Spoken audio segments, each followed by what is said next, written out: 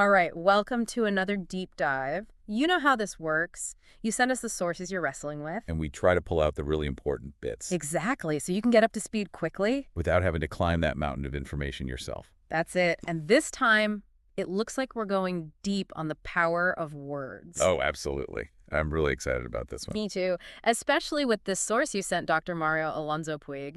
His work is fascinating.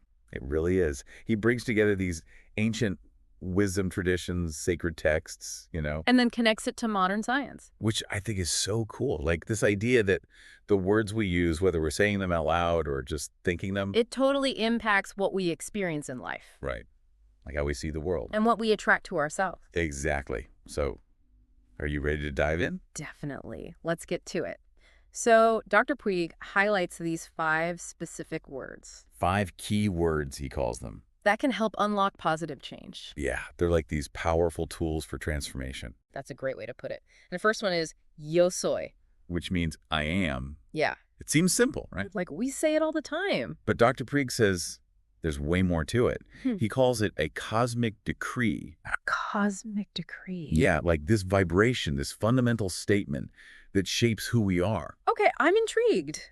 And it determines what we attract into our lives. He brings up this biblical story about Moses asking God for his name. And God replies, yo soy el que soy. I am that I am. And Dr. Puig's interpretation is so interesting. What is it? He sees yo soy as this creative force, Wow. like the essence of creation itself. No. And anything that comes after those 2 words, It becomes reality. exactly, it takes on this quality of truth. And, we think about how our subconscious mind works, That's where it gets really interesting. right? Our subconscious doesn't really analyze or question things. It just takes in the information. It just accepts commands, especially if they start with yo soy. So whatever we repeatedly say after I am. Our mind starts working to make it happen. But here's the thing, right? So many of us, We've been programmed with these negative yo soy statements. totally, from childhood even, it's like yo soy clumsy or yo soy bad at math. Or even like yo soy not good enough. And these statements just sink in. And these statements just sink in. They become these limitations. Exactly. We start believing them without even realizing it. It's like we're setting ourselves up for those experiences, Totally. And that's why Dr. Puig's personal experiment is so powerful. He decided to flip the script. He started using yo soy in a positive way. So instead of yo soy clumsy, he'd say, Yo soy graceful. Or instead of yo soy bad at math. he'd affirm yo soy good at math. Yeah. And he says at first, it felt a bit weird. Like his mind was resisting, Totally. It was like, hold on a second, that's not true yet. but he kept at it. He kept repeating those positive yo soy statements. And he noticed some pretty big changes. Huge changes. He says he started to feel those affirmations, like really feel them as truth. His attitude changed. He saw new opportunities. And even the way people interacted with him shifted. It's like the universe was responding to his declaration. Exactly. And what's amazing?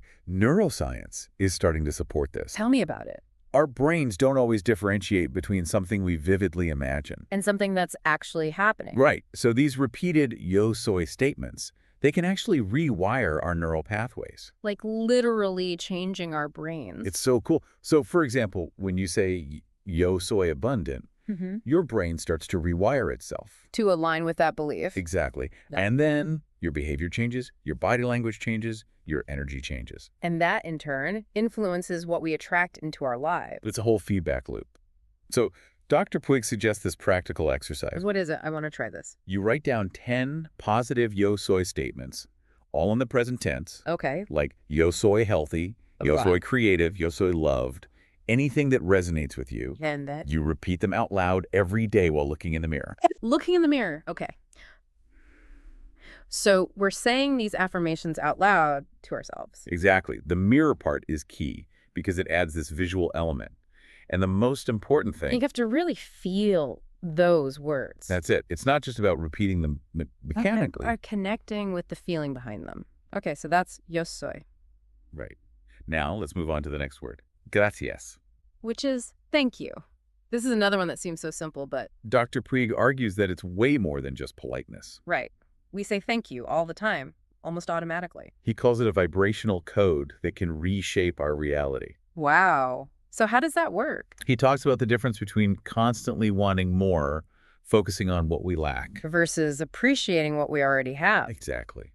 And he says, When we're always focused on what we want, we're vibrating at the frequency of that lack, Okay. and the universe picks up on that. So instead of asking for what we don't have, We need to acknowledge and appreciate what we do have. that's a really interesting perspective. Right. It shifts the whole dynamic from scarcity to abundance. And it's about being in a state of receiving. Exactly. When we're grateful, we're signaling to the universe that we're already in a state of having. And guess what? Neuroscience is starting to back this up too. Oh, really? Yeah. Studies have shown that gratitude activates the parts of our brain associated with happiness and contentment. Oh, interesting. And it triggers the release of dopamine and serotonin, those feel-good chemicals. Plus, it can reduce anxiety and depression. Wow, gratitude really is powerful.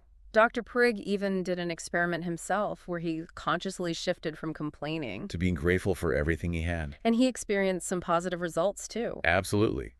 He noticed more opportunities coming his way, things felt easier, and even had people commenting on his positive energy. It sounds like that shift in perspective made a huge difference. And based on his experience, Dr. Puig developed what he calls the quantum gratitude method. What's that? It's a three-step approach. The first step is to acknowledge what you already have. So like making a gratitude list. Exactly.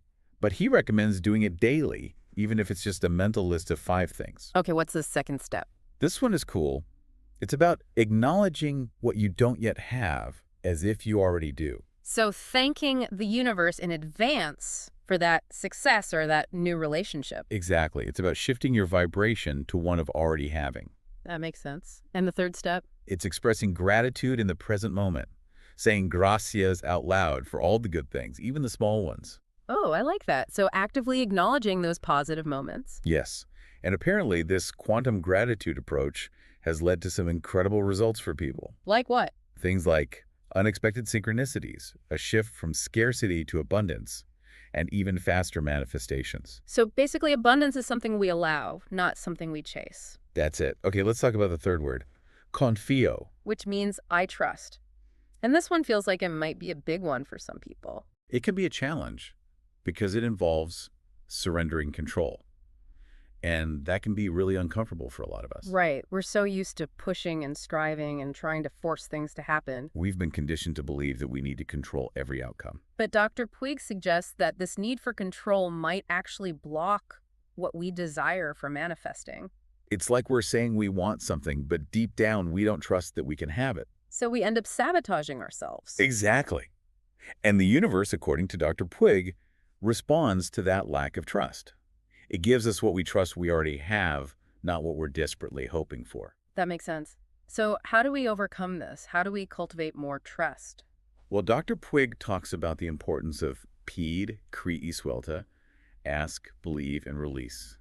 It's a turning point. He actually experienced this shift himself. Yes, he consciously stated his trust and then let go of the need to control the details. Sounds incredibly freeing. It is, but it takes effort. It's about overriding those ingrained patterns. Right. We have to actively work on shifting those patterns. He suggests a 3-step method called surrender. The first step is to identify those areas in our lives where we struggle with trust. Okay, so pinpoint those specific areas. Yes. And then create and repeat affirmations of trust related to those specific areas. So if someone is worried about financial security, they could affirm, Confío en el flujo constante de la abundancia. Or, I trust in the constant flow of abundance. and the third step, It's to release and act with faith, mean. taking inspired action when it feels right, but without trying to control the whole process. That's where that surrender comes in. Trusting that the universe is working with us. Which brings us to the fourth word, merecia. Merecia, meaning I deserved. And this one feels very personal, you know? It is. It gets right to the heart of our self-worth. Dr. Puig says that even when we use affirmations, visualizations, and cultivate trust, A lack of feeling worthy can still be a huge roadblock. it's like this invisible wall. And the subconscious mind tends to give us what we believe we deserve, not just what we want. So even if we're saying all the right words and doing all the right things, If we don't believe we deserve it, it's not going to show up in our reality. Dr. Puig was really honest about this, wasn't he? He was. He admitted that he often sabotaged his own opportunities because he didn't feel worthy of them. Which is a tough thing to admit. It is. Hmm. But it's also a crucial step in personal growth. So how did he overcome this? He started challenging those negative beliefs with affirmations like, Merecía esto, merecía lo mejor, and merecía recibir con facilidad.